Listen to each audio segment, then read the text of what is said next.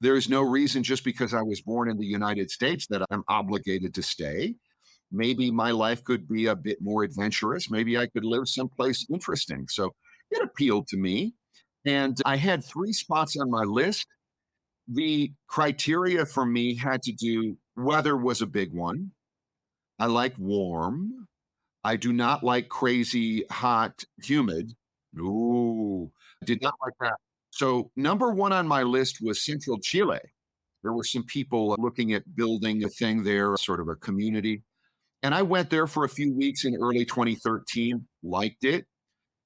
Hello, lovely listeners, and welcome back to the Age of Reinvention, where we uncover the stories and wisdom of those who have dared to transform their lives. Today's episode is a special treat as we journey into the life of a voice that resonates through countless speakers worldwide, Jonathan Lockwood. Few have mastered the art of voiceover like Jonathan, and even fewer have lived to completely reinvent their lives in a foreign land. Today, Jonathan, a Michigan native, joined us from his stunning home studio in the high desert mountains of San Miguel de Allende, Mexico.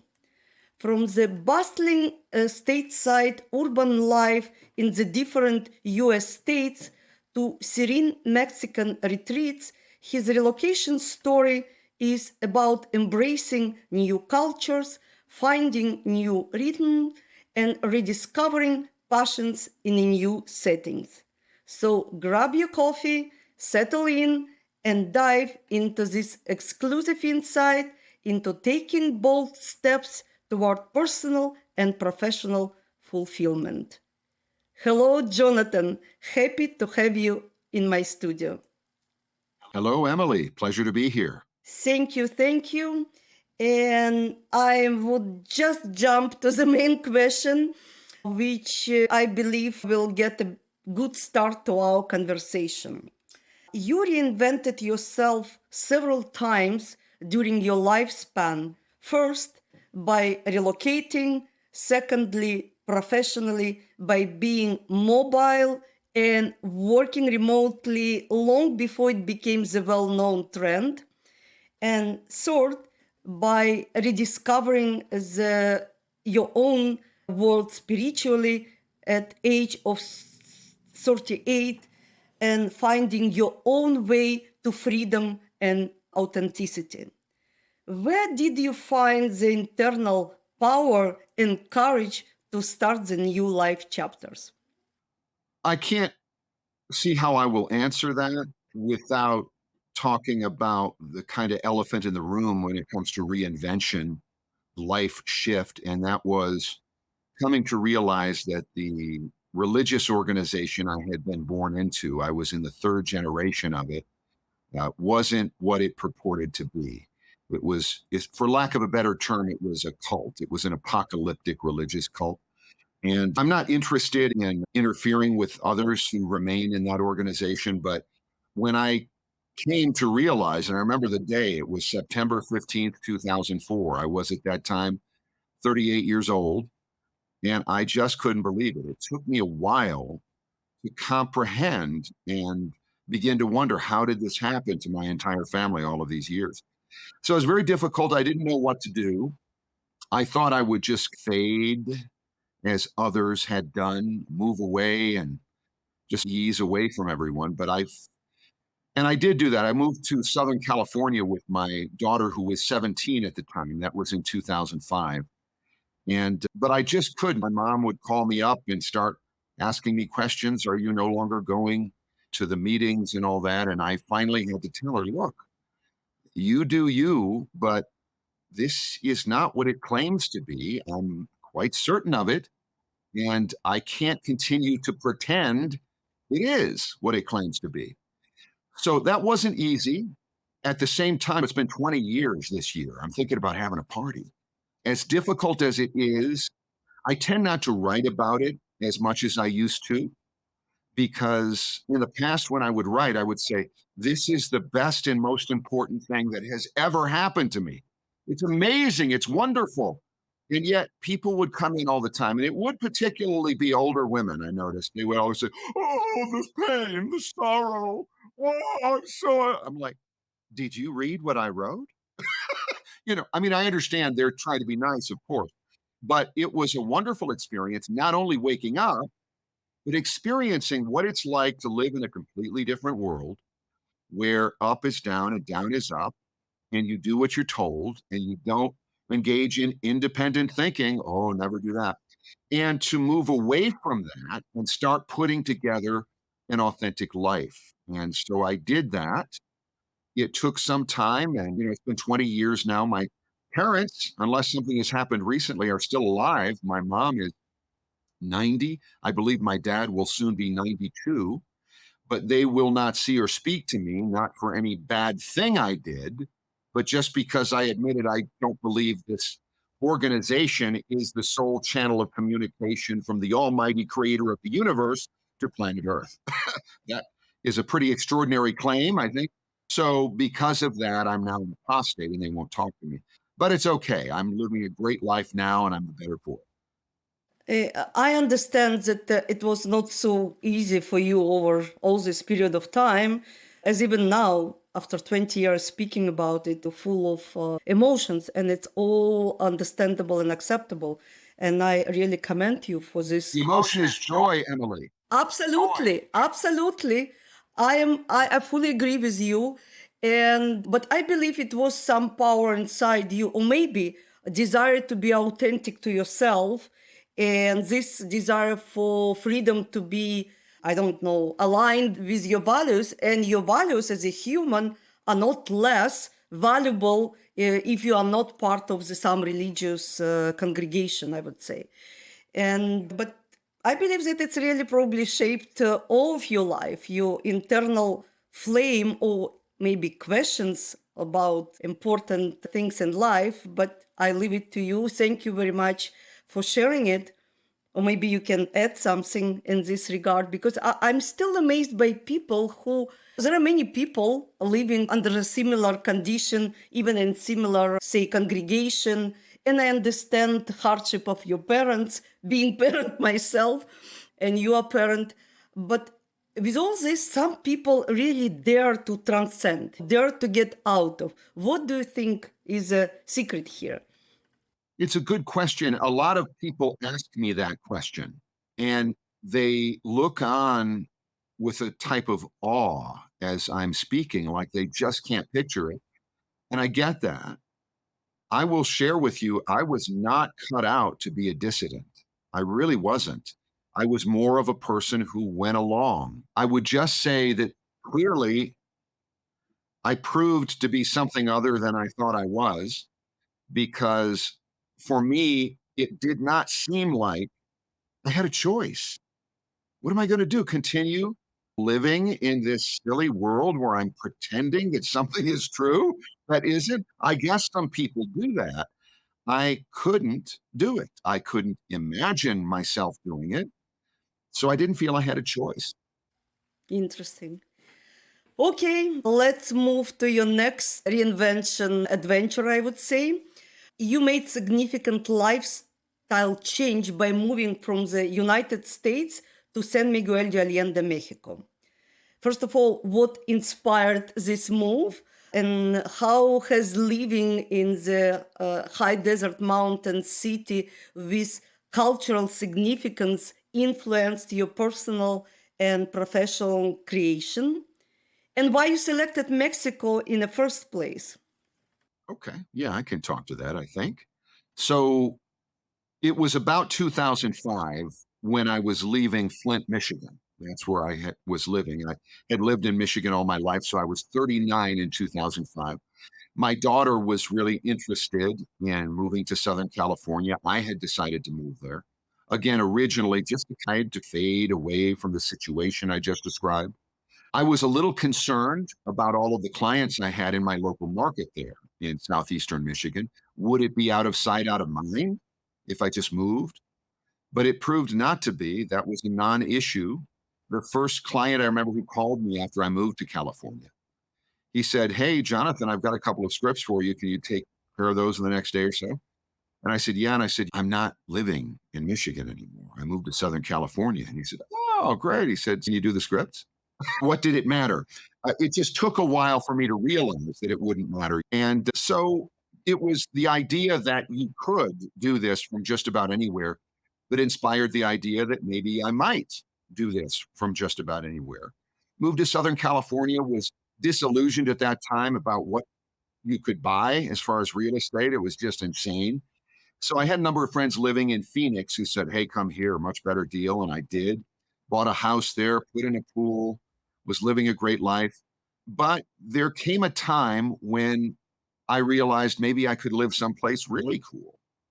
And I decided not only just because I was born into that religion must I continue, there is no reason just because I was born in the United States that I'm obligated to stay. Maybe my life could be a bit more adventurous. Maybe I could live someplace interesting. So it appealed to me. And I had three spots on my list. The criteria for me had to do, weather was a big one. I like warm. I do not like crazy hot, humid. Ooh, did not like that. So number one on my list was central Chile. There were some people looking at building a kind of a thing there, a sort of a community. And I went there for a few weeks in early 2013, liked it, but they really were not ready to move forward with this. And I'm grateful I saw that because I didn't buy into it and all blew up and a lot of people lost a lot of money. So I'm very grateful for that. Second place on my list was San Miguel de Allende. Third place was New Zealand. But I enjoyed San Miguel so much that I never made it to New Zealand. And I'm grateful for that. The reason the weather is quite beautiful through my way of thinking. I think most people enjoy the weather here. I guess the centro area is about 6,200 feet above sea level. Where I am, I'm a little bit further up into the mountains. It's more like 6,800 feet above sea level. So people generally from the US have this impression of Mexico as being very hot. In fact, I often have this conversation with people. You wouldn't believe how often this happens. I believe because I've had similar conversation about Mexico and I know the region. I've been in San Miguel de Allende. I personally selected for myself Querétaro, the next state. But I've had the same questions and concerns about crime and humidity.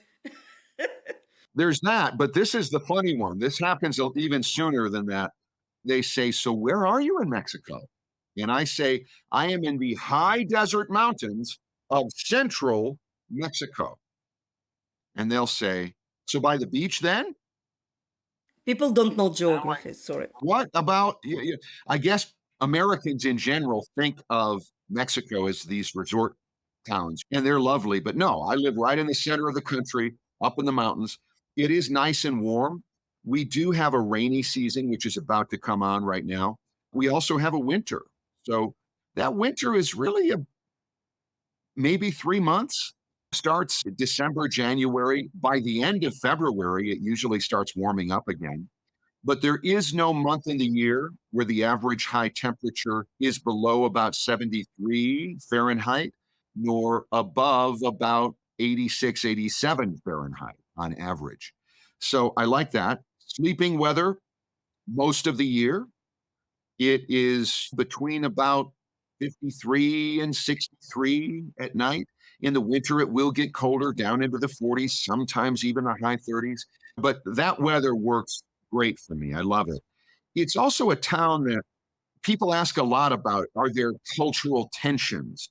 Because it is a big expat town. And the reality is, no one is alive right now who remembers a time when this town wasn't full of Mexicans and Americans and Canadians and Europeans.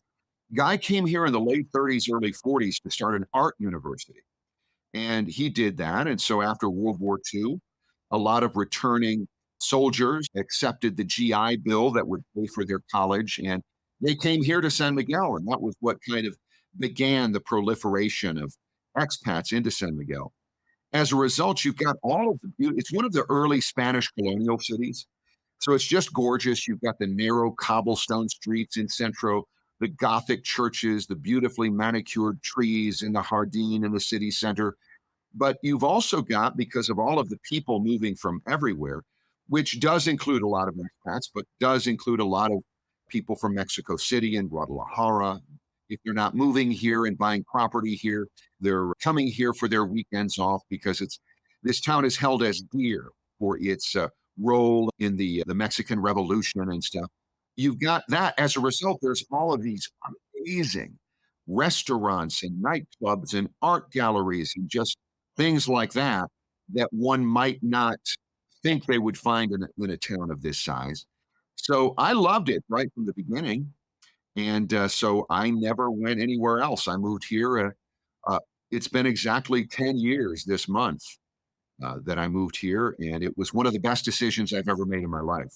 Congratulations. I'm happy to hear about it. And how is your Spanish at this point? After living in San Miguel de Allende, I know it can be challenging because of a big English speaking community. No muy bueno. It's my restaurant Spanish. It's great. I remember one of the first experiences I had been doing the Pimsleur method, listening to Spanish, and I was really practicing. And I was renting a house at that time and standing out waiting for the taxi to come. I could see him coming up, and I thought, okay, I'm going to get this right. I hop in the back of the taxi, and I'm like, "Buenas tardes, joven. ¿Sabes dónde está?" And he just turned around and he said, "Where do you want to go?" And this is incredibly common here.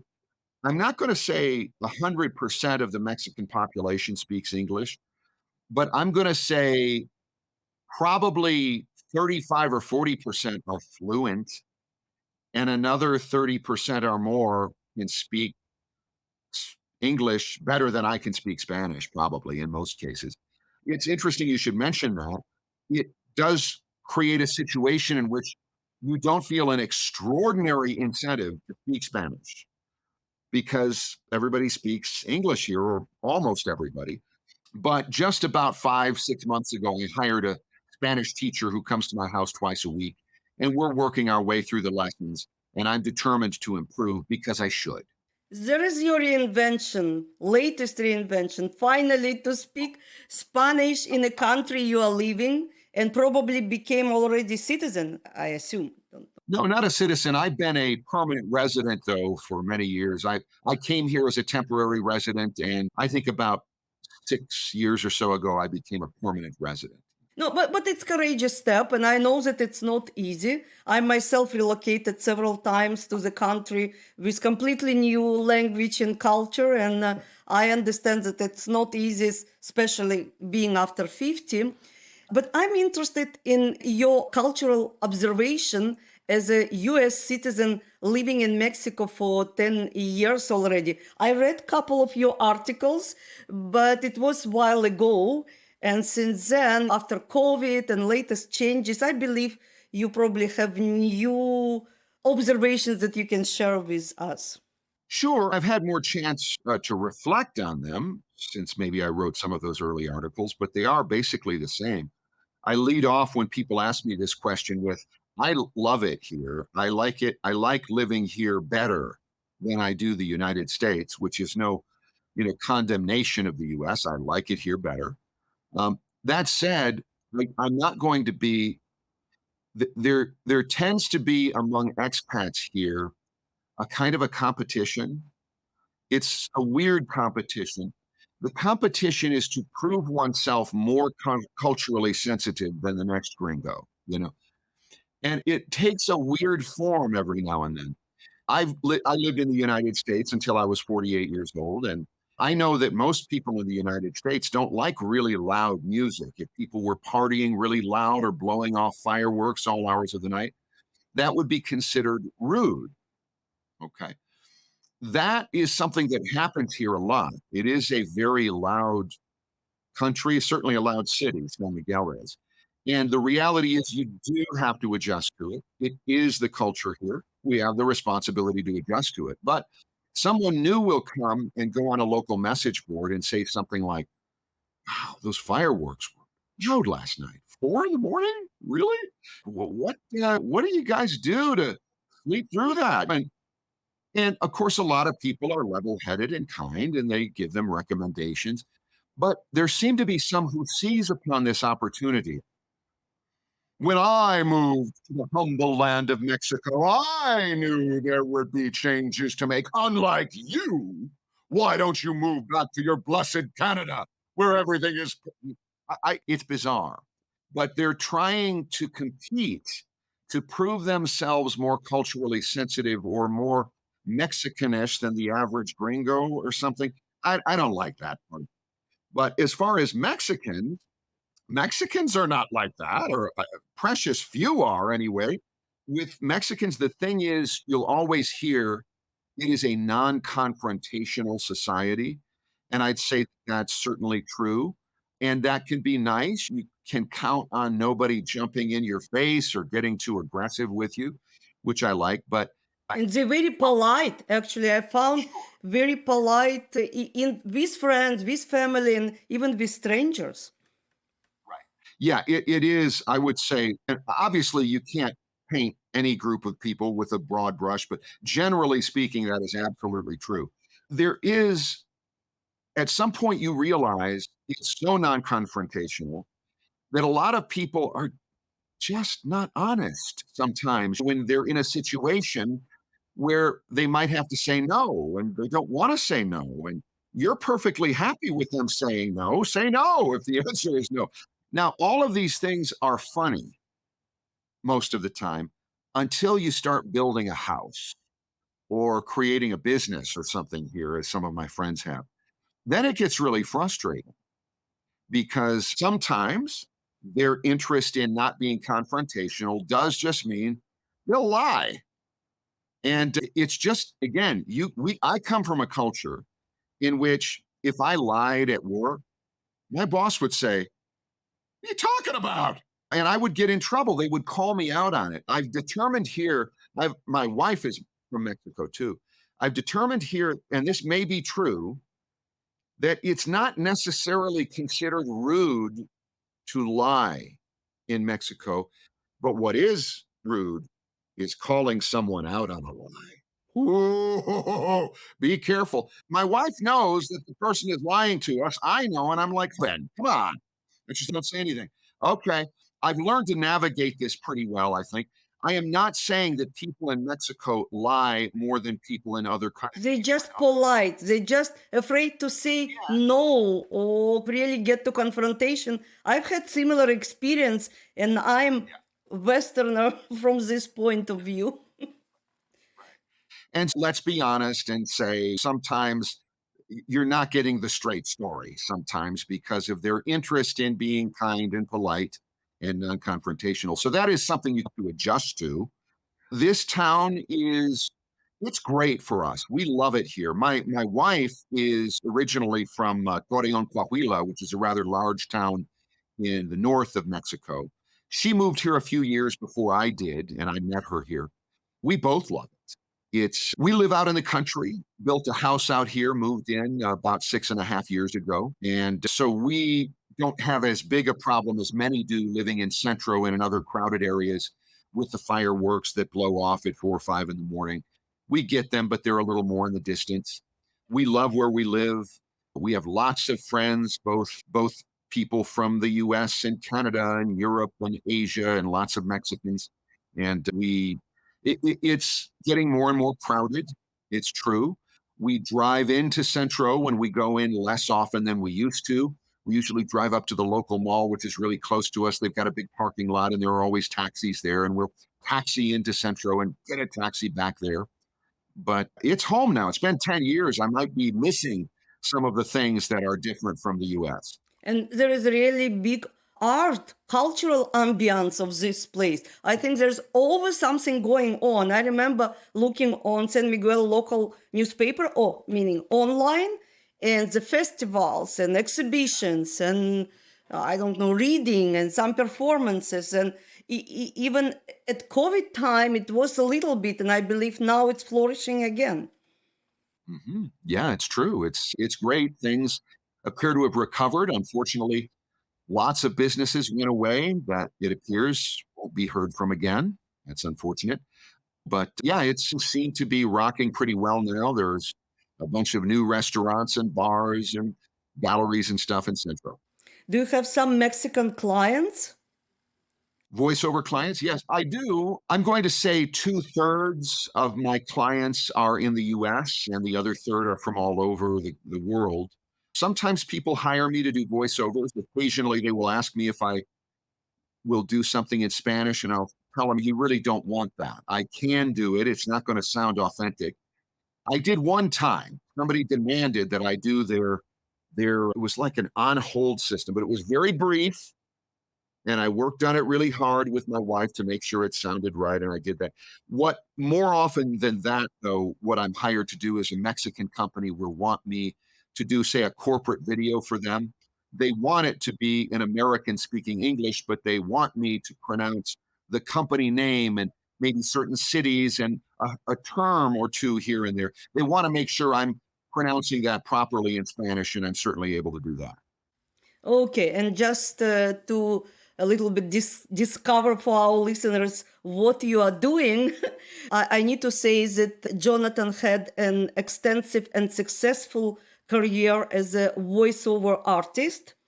And could you tell us what initially drew you to this voiceover industry and how you began your journey in this professional field?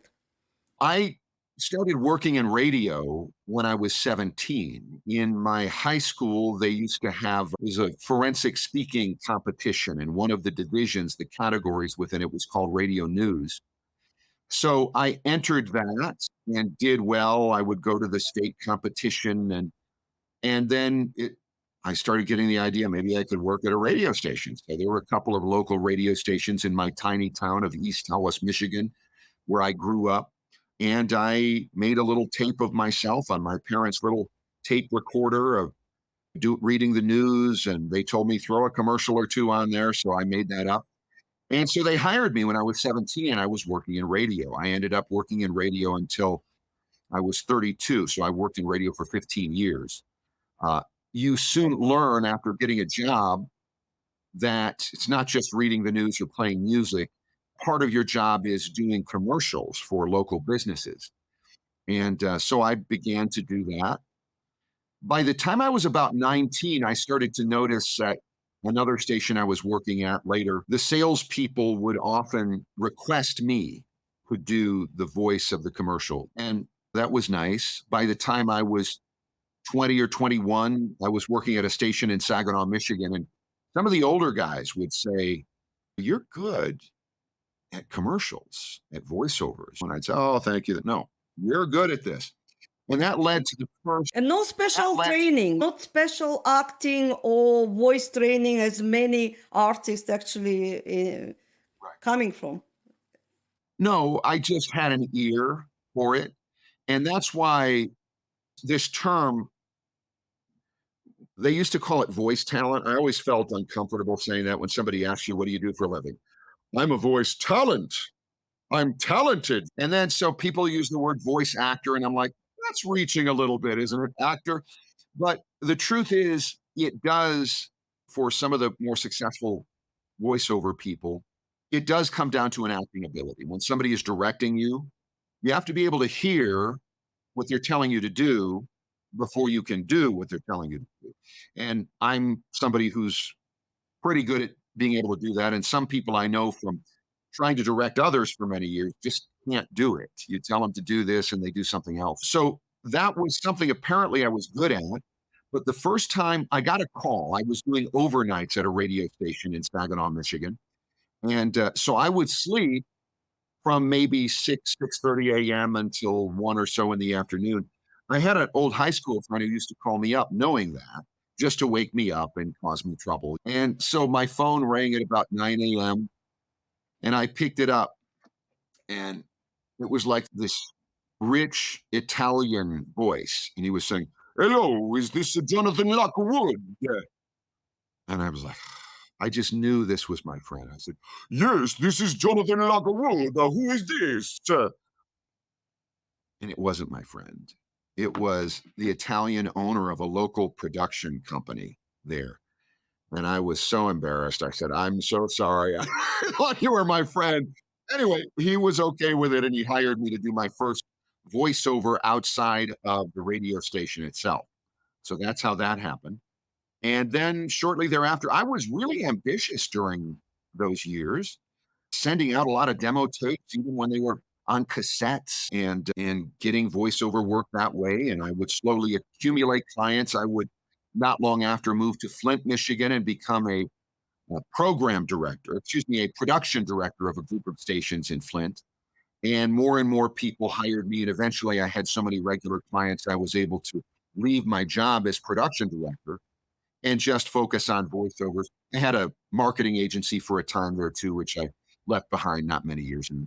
I guess what I would say is what attracted me to it was, I guess your question is, I seemed to be good at it. Other people told me I was good at it. Other people were willing to hire me to do it. And it appealed to me, the idea, even back then, that maybe I could do this remotely. I wasn't sure how that would play out. Very interesting to see how technologically things unfolded in that regard. But I think that was another appeal to me. Obviously, latest trends were working just to prove your earlier work in this direction. And yes, I wanted to ask you if and how technological advancements and working remotely shifted or impacted your career, especially when you are now living in Mexico, but I understand interacting with clients globally. Did you change something in this regard, or you were already just picking up new technology? Sure, the basic fundamentals of my studio here are not different than they were when I was in Arizona, which is where I was living before I moved here. But what I can say is there was extraordinary technological development over the years. For instance, I can remember in the early 1990s, so this would have been probably 31, 32 years ago, I was trying to price what it would cost to put together a studio. And at that time, everything was analog, it was tape. So there were reel to reel machines. You almost always had a big mixer to route everything to where it needed to go. That was the way things were. And I think at that time, I remember putting together a bare bones basic studio was going to be about 12 or $13,000, which in today's money would be well over $20,000. That was a lot of money for me back then when I was in my early 20s. So then comes digital audio recording and editing, and it changed everything. At some point, you saw that you really didn't need a mixer. That took me a long time to get my head around. And so the equipment necessary in order to have a studio just kept getting smaller and smaller and smaller. Also, I discovered in the 90s there was a technology coming out using an ISDN phone line. I can't remember what that stands for, but it was a certain type of phone line. And people had created a technology whereby, in fact, I think it was George Lucas who helped pioneer this. He would complete a movie and need actors to do a few lines that he had to replace, and they'd be in Paris or something. So he wanted to create this technology that no matter where they are, he could get really high quality audio going over this sort of phone line. And eventually I would have one of those things, but it wouldn't be too long before they would create the technology that would do this simply over the internet. So we have that now. And it's doesn't require any special expensive phone line going into my house and going out of it. There was that. There was moving into digital. There was that whole idea. When I first put together my initial mobile studio, it was still huge.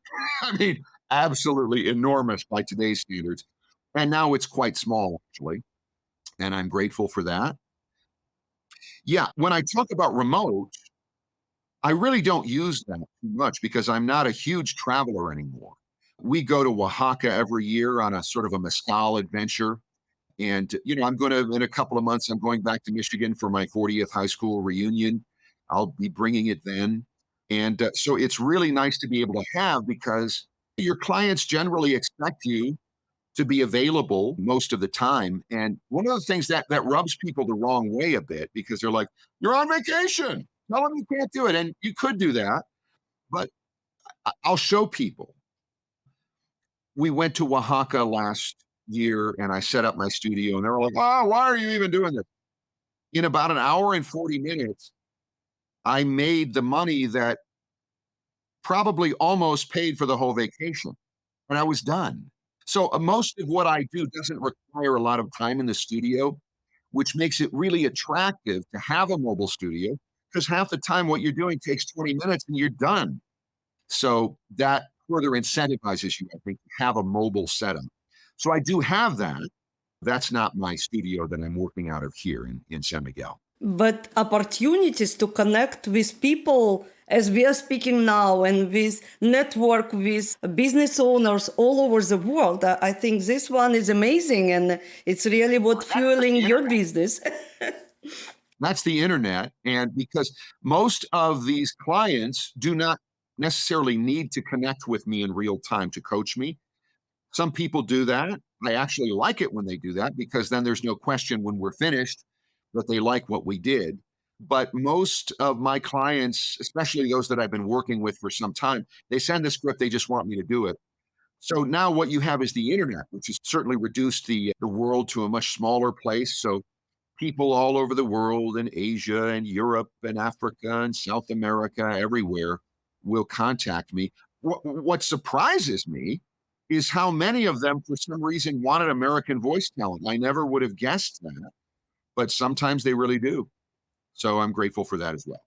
So, listening to you, I'm just thinking that after decades of voiceover business, how do you keep your passion burning and you deliver the fresh and engaging promos and performances? You're even playing with me now.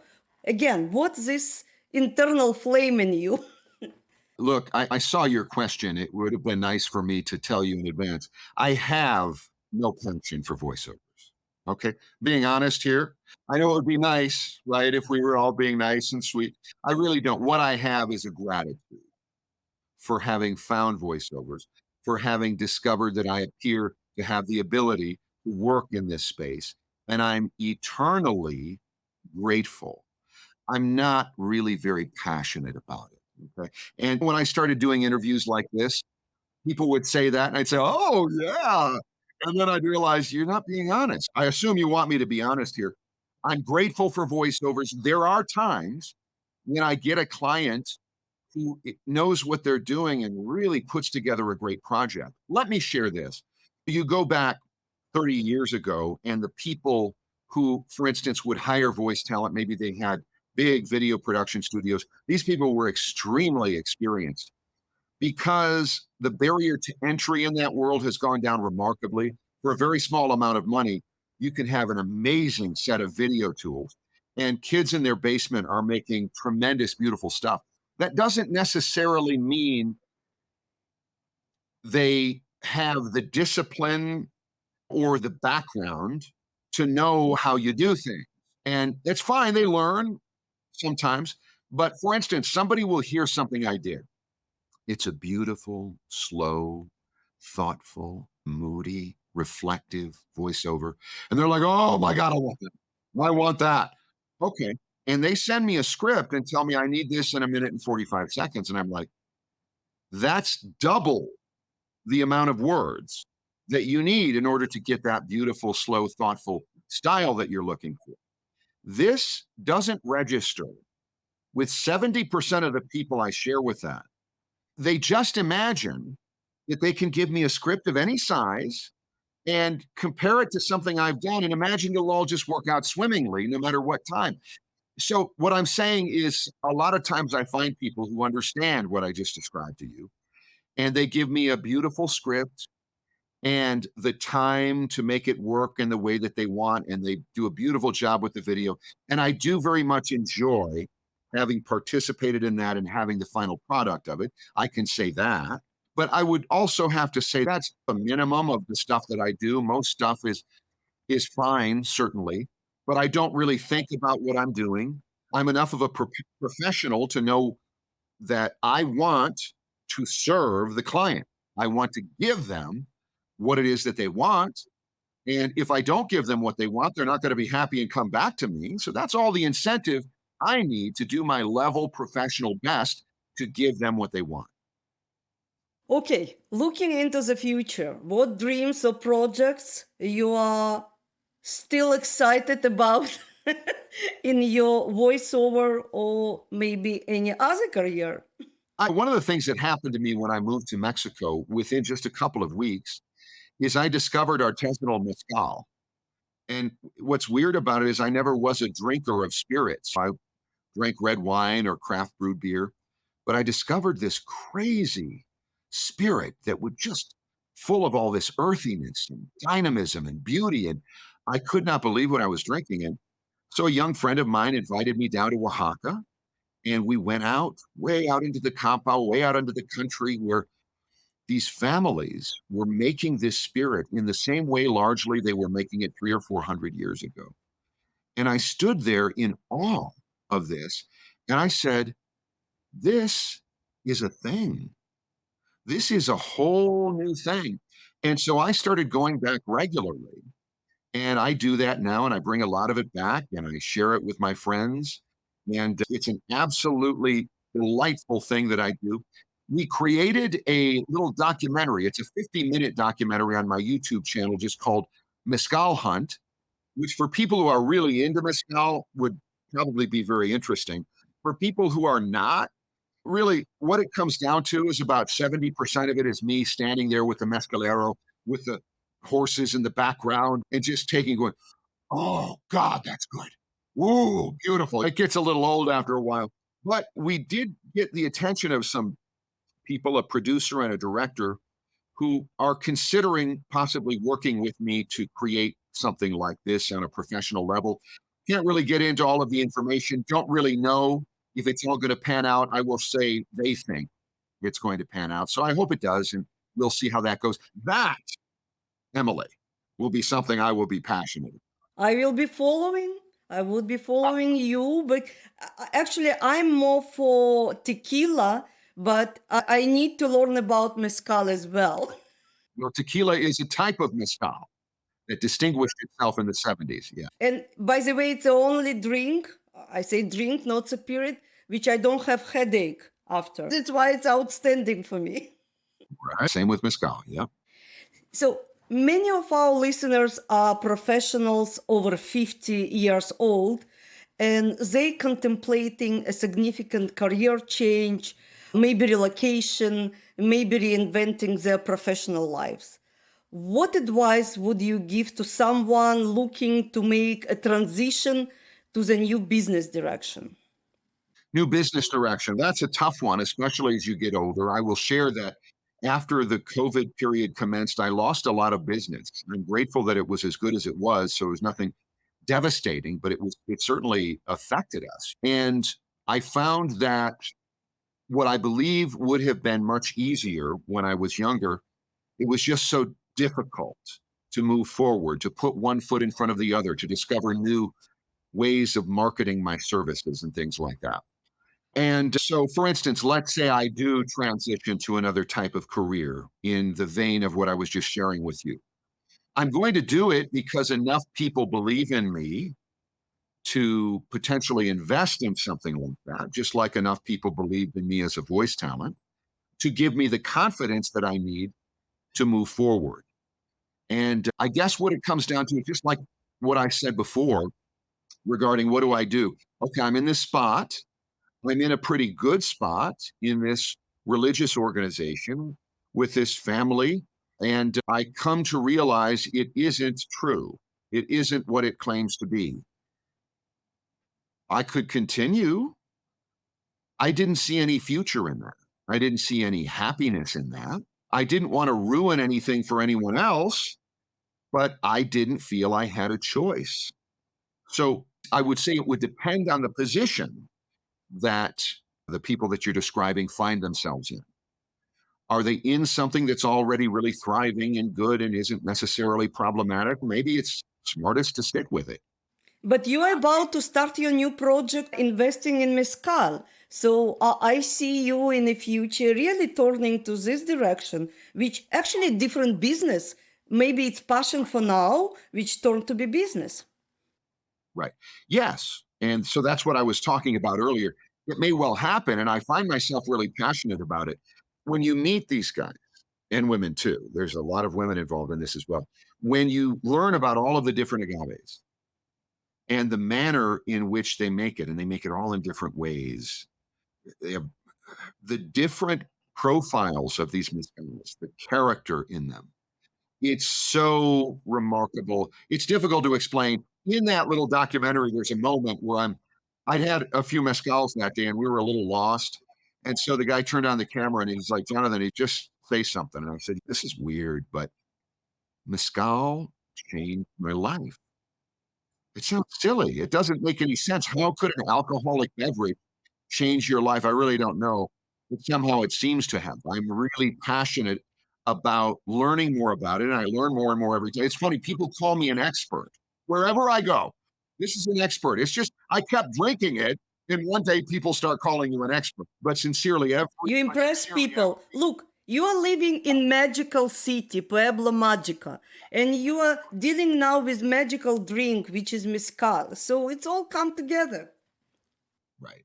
So anyway, it's been great for me. I've been grateful to have found it, to have also to move to San Miguel de Allende. I love it here. I love living among Mexican people. I look forward to an improved level of Spanish as well as I continue with my lessons, and continue to be grateful that I fell into this world of voiceovers that gives me the opportunity to make a nice income and support my family well. It's very important to be grateful, I believe, for each of us. And the last question, golden nugget of advice for those people who looking to relocate to Mexico, maybe other country, being after 50, for the better quality of life or retirement. What would you say? There are so many places that you could go. Asia is offering a lot of opportunity. At the same time, for me, I knew it wasn't going to be Asia because almost all of the areas where I was considering years ago are super, super humid. And Johnny doesn't do that. But if there are some people who actually seem to like it or they don't mind it, good for them. In the end, it will involve going there, of course, and not just going for a visit. My opinion is you never want to go and just buy a property there. Go and live there. Give yourself some time, get the lay of the land, come to understand the various neighborhoods, the ins and the outs, make friends, talk to people, not only expats, but also the locals, and try to come to understand where you are. Then you will be in a position to know, number one, is this the place for me? Number two, how shall I start my life? Thank you very much. Very valuable advice, which I mostly share with people about Mexico and about every country as well. And I'm really grateful to you for our conversation, for your time, to listening to your voice and tuning to your dreams. Let's be in touch. And thank you very much again. Thank you, Emily. Pleasure. Thanks for having me on. Bye. And that, dear friends, wraps up our heartening chat with incredible Jonathan Lockwood. What a journey! From the vibrant heart of radio to the tranquil beauty of San Miguel de Allende in Mexico, his story is a lovely reminder that it's never too late to redefine our environments and ourselves. Whether you dream you are a quiet retreat, bustling city life, or anything in between, remember, reinvention is just a step away. Are you inspired by Jonathan's thoughts to share about reinventing journey? We'll love to hear from you. Reach out or comment. This community thrives on your inspiring stories. Keep tuning in for more tales of transformation. And until next time, keep embracing the adventure of life. Remember, the path of reinvention is only a decision away.